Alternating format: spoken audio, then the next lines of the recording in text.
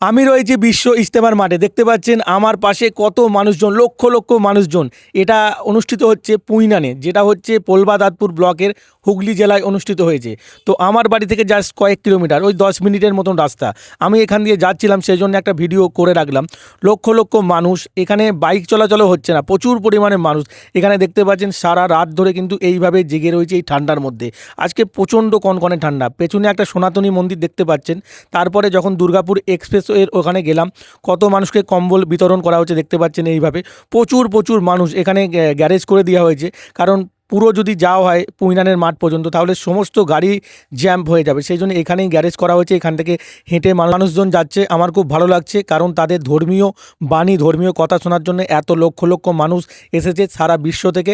আর এটা অনুষ্ঠিত হচ্ছে আমার বাড়ির খুব কাছাকাছি, সেই জন্য একটা ভিডিও বানিয়ে রাখলাম। আমি একজন সনাতনী ভাই, এটা দেখে ভালো লাগলো। কারণ ধর্ম যার যার কাছে, আমার কাছে আমার ধর্ম, তাদের কাছে তাদের ধর্ম, এবং তাদের ধর্ম তাদের মতন করে তারা পালন করুক, এবং অনুষ্ঠানের দিনগুলো খুব সুন্দর করে সম্পূর্ণ হোক, এটাই চাইবো।